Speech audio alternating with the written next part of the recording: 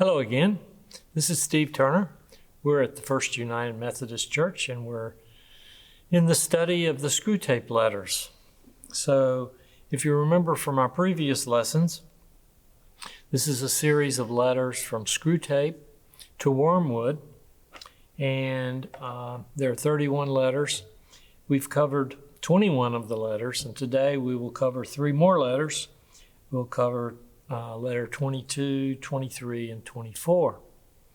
If you remember, in the most recent letters, Screwtape has been advising Wormwood kind of about his love life. And not Wormwood's love life, but the patient's love life, his human that he's been assigned to tempt for the devil, to get his soul.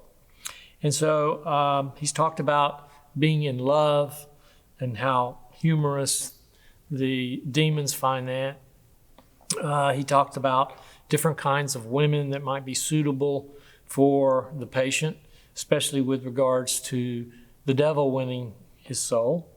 And so he kind of continues on that vein in this letter that we're about to read. So let's go ahead. And our approach here is much like what we do in our Sunday school class here at First United Methodist Church. We come to class with our book. In this case, the book is the Screwtape letters. And we read parts of the letter, and then we just stop and discuss that. So let's go ahead and start letter 22.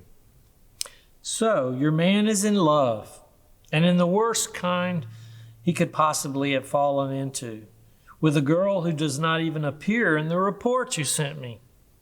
You may be interested to learn that this little misunderstanding with the secret police, which you tried to raise about some unguarded expression in one of my letters, has been tided over.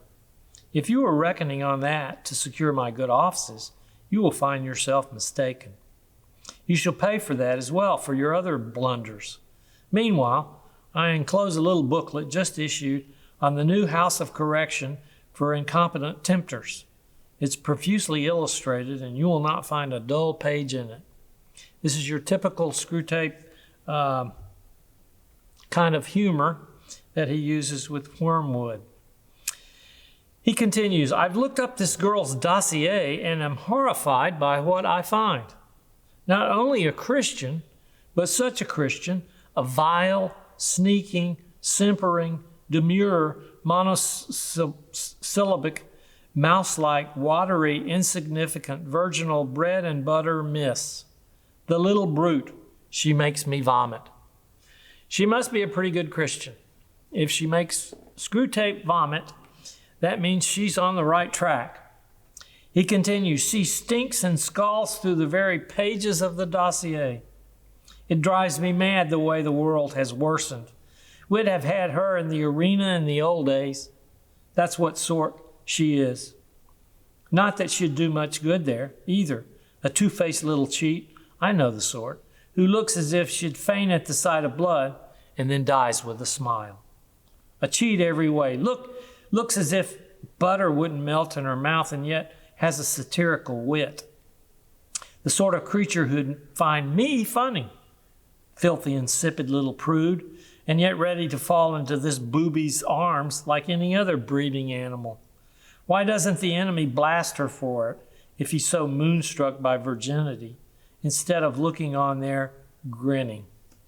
All right, so we've come through, and again, let's remember the context here with the patient, who's a young man in London or somewhere near London during World War II. We don't know if the bombardment has started yet from the Germans, but we know that it will occur because we're told about it in one of the letters.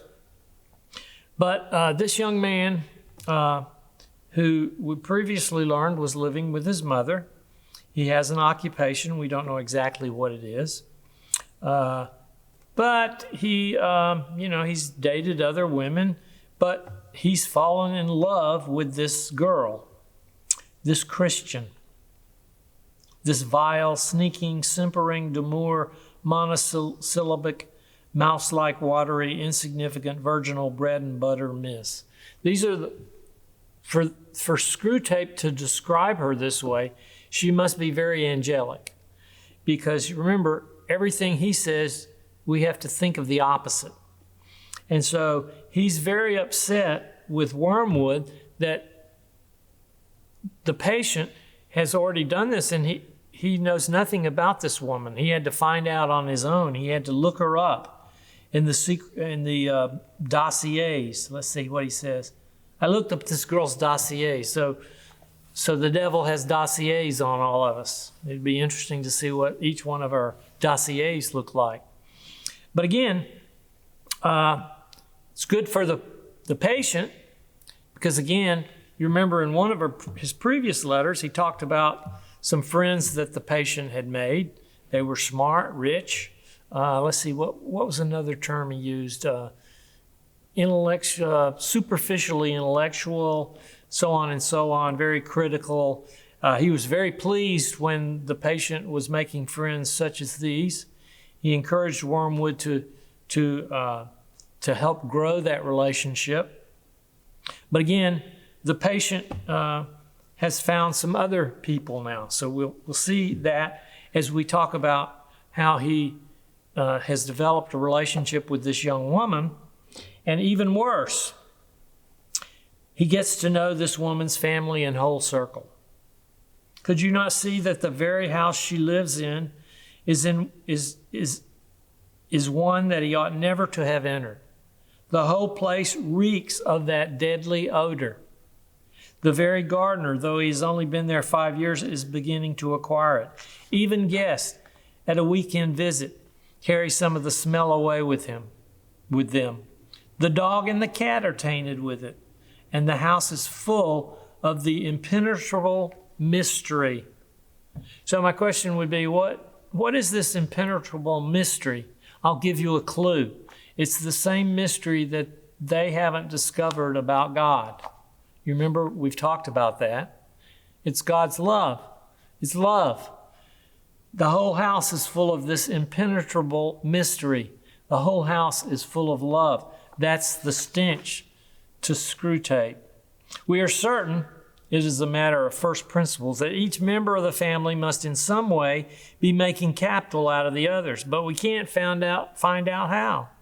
They guard as jealousy as the enemy himself, the secret of what really behind this pretense of disinterested love. The whole house and garden is one vast obscenity. It bears a sickening resemblance to the description one human writer made of heaven, the region where there is only life, and therefore all that is not music is silence. Music and silence. That drives him crazy too. And he talks about that. Music and science, how I detest them both.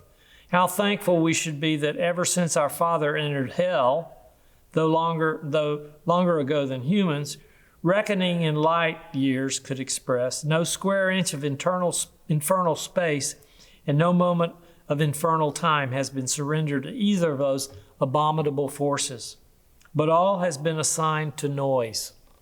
So, silence and music. As a poet once said, the regions where there is only life, and therefore all that is not music, is silence. Now think about that. Think about your own life.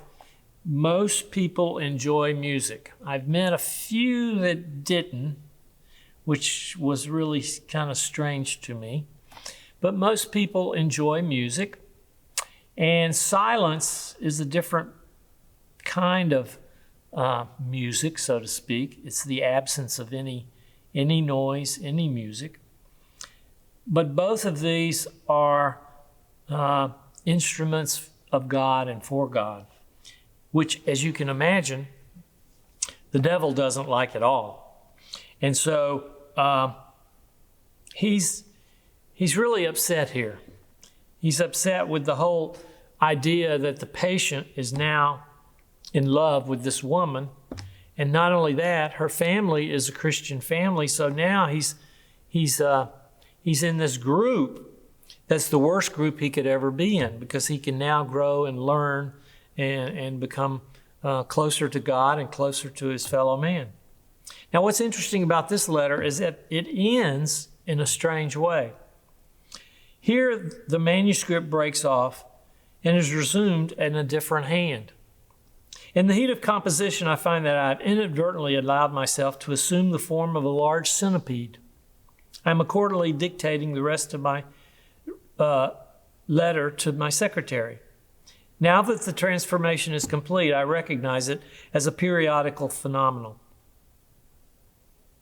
Some rumor of it has reached the humans, and a distorted account it appears in the poet Milton, with the ridiculous addition that such changes of shape are punishment.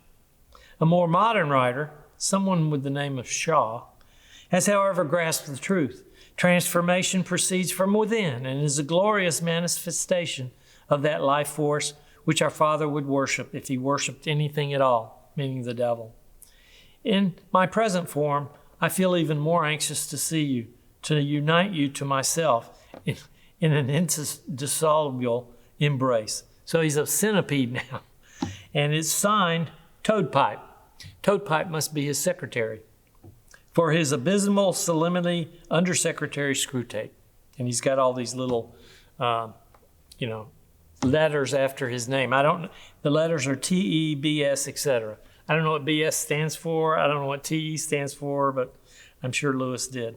Anyway, so that kind of sets us up to the next letter that he's going to write, Wormwood. And this next letter is about this young woman's family, which you remember, this just drives Screwtape up the wall, because now it's going to be much harder to win the soul of the patient, which is the only goal he has, Wormwood's only goal. He starts off, "My dear Wormwood, though this girl and her disgusting family, the patient is now getting to know more Christians every day, and very intelligent Christians. For a long time, it will be quite impossible to remove spirituality from his life. Very well, then, we must corrupt it." He's talked about this before, about going to church. He's talked about praying. He's talked about all the things that draw us closer to God and to our fellow man. If we can't beat it, we've got to corrupt it. So he talks about that. And he talks about now is the time to do it in the face of the enemy. The world and the flesh have failed us. A third power remains.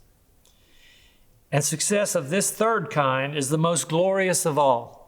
A spoiled saint, a Pharisee, an inquisitor, or a magician makes better sport in hell than a mere common tyrant or debauchee.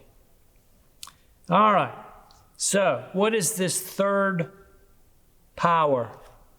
Well, he talks about the borderline between theology and politics. And then he goes on, you will find that a good many Christians, political writers, think that Christianity began going wrong and departing from the doctrine of its founder at a very early stage. Now, this idea must be used by us to encourage once again the conception of a historical Jesus. So the third power is this idea of a historical Jesus. In the last generation, we promoted the construction of a historical Jesus on liberal and humanitarian lines. We are now putting forward a new historical Jesus on Marxian, catastrophic, and revolutionary lines. The advantages of these constructions, which we intend to change every 30 years or so, are manifold. In the first place, they all tend to direct men's devotion to something which does not exist. For each historical Jesus is unhistorical. The documents say that they say what they say and cannot be added to. Each new historical Jesus, therefore, has to be got out of them by suppression at one point and exaggeration at another. And that sort of guessing, brilliant is the adjectives we teach humans to apply to it, on which no one would risk 10 shillings in ordinary life, but which is enough to produce a crop of new Napoleons, new Shakespeares, and new Swifts in every publisher's autumn list. All right. So the historical Jesus. If you've read Christian literature, this is not a new term for you. So if you remember, he says, the documents say what they say and cannot be added to. What does that mean? Well, we have historical documents in the Gospels that tell us about Jesus, but there's a hole there. So we know Jesus was born. We know he's a young man, young child. We know he went to the temple and stayed there and got lost from his parents. We think he was a young person at that age. Then we don't see him again. He shows up. He starts his ministry. We think he's around 30 then. So there's a place in there where there's a lot of speculation about, hey, what did Jesus do during these, let's say, 15, 17, 20 years? And that's where we're at our best. We create theories, we create hypotheses, we look for data, so on and so on. Maybe he got married, maybe he had children, maybe he did this, maybe he did that, so on and so on and so on. Well, that gets us away from actually what Jesus really is. And he says, the historical Jesus then, however dangerous he may seem to us at some particular point, is always to be encouraged. About the general connection between Christianity and politics, our position is more delicate. Certainly, we do not want men to allow Christianity to flow over their political life, for establishment of anything like a really just society would be a major disaster. But on the other hand, we do want very much to make men treat Christianity as a means, preferably, of course, as a means to their own advancement, but failing that, as a means to anything, even to social justice. The thing to do is to get a man at first to value social justice as a thing which the enemy demands, and then work on him to the stage at which he values Christianity because it may produce social justice. For the enemy will not be used as a convenience. What we have here is any contraption, so to speak, that we can create to take us away from the true meaning. And what I like, there is a place in here. He says, indeed, materials for a full biography of Jesus have been withheld from men. The earliest converts were converted by a single historical fact, the resurrection, and a single theological doctrine, redemption, operating on a sense of sin which they had already had. And sin not against some new fancy dress law produced as a novelty by a great man, but against the old polluteous universal moral law which they had been taught by their nurses and mothers. The Gospels come later and were written not to make Christians, but to edify Christians already made. So again, what we see here is an advice for Wormwood to attack the patient who's now in the throes of a Christian woman, in the throes of a Christian family and a Christian community. He says, very well then, we must corrupt it. And again, remember, everything has to do with an individual soul. So he wants Wormwood to concentrate on this patient, not worry about all this other stuff, concentrate on ways to win the patient's soul. Which leads us to letter 24. My dear Wormwood, I have been in correspondence with Slum Trippett, who's in charge of your patient's young woman, and begin to see the chink in her armor. It is unobtrusive little vice which she shares with nearly all women who have grown up in an intelligent circle united by a clearly defined belief. And it consists in quite untroubled assumption that the outsiders who do not share this belief are really too stupid and ridiculous. Hers, which she supposes to be due to faith, is in reality largely due to the mere color she has taken from her surroundings. Now, the element of ignorance and naivete in all this is so large, and the element of spiritual pride so small, that it gives us little hope of the girl herself. But have you thought of how it may be made to influence your own patient? So again, through the woman, Wormwood is advised to influence the patient. And they're playing on this idea of spiritual pride. He says, Can you get him to imitate this defect in his mistress and to exaggerate it until what was venial in her becomes in him the strongest and most beautiful of vices, spiritual pride? Okay. It is better educated, more intelligent, more agreeable than any society he has yet encountered. He thinks he's in a special place, and he is. But remember what Screwtape advised Wormwood about humility? The same concept is going here. Take humility and turn it into pride. Pride is not the deadliest, but it is one of the deadly sins, and it infiltrates all the other sins.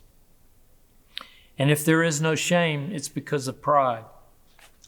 So he's telling Wormwood, take advantage of this.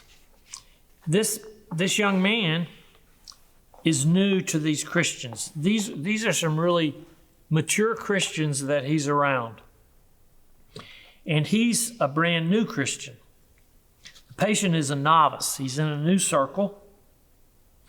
And he says something to the effect that novices, that newly minted Christians, especially when they're around seasoned, mature Christians, they take on the flavor, they take on the characteristics of the new Christians, which is good. But then the avenue he advises Wormwood to go at is to think that this newfound faith that he has is somehow unique to him and special. And he wants to guard it. And again, he must be made to feel, he'd better not put it into words, how different we Christians are. And by we Christians, he must really, but unknowingly mean my set. And by my set, he must mean not the people who in their charity and humility have accepted me, but the people with whom I associate by right. So again, the trap here is for the patient, the young man, to think his acceptance into the Christian community is something that he has done. So he ends this letter. The great thing is to make Christianity a mystery religion in which he feels himself one of the initiates. Now, there is a Christian church. We talk about it every Sunday here in the Methodist Church. We talk about the Universal Christian Church. It's in our recitation when we say that every Sunday or most Sundays. So we are a local Methodist church, but we are really a Christian church. And that goes to say for the other churches in the community who profess Christ as their Savior and as their Lord. Sometimes we get caught up in the different denominations, but we must remember that we're all one faith, under one God, under one Christ. The devil wants to attack that. He wants us to think that we're so special, that we're the only ones going to heaven.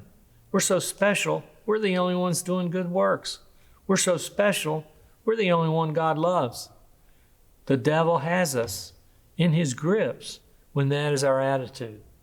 And that's what he's advising Wormwood to do with the patient. If you can get him to start thinking this way, that's a good technique. So try that. Thank you very much for your time with us today. I hope you have a good week, and we'll be back with some more lessons in the near future. Thank you.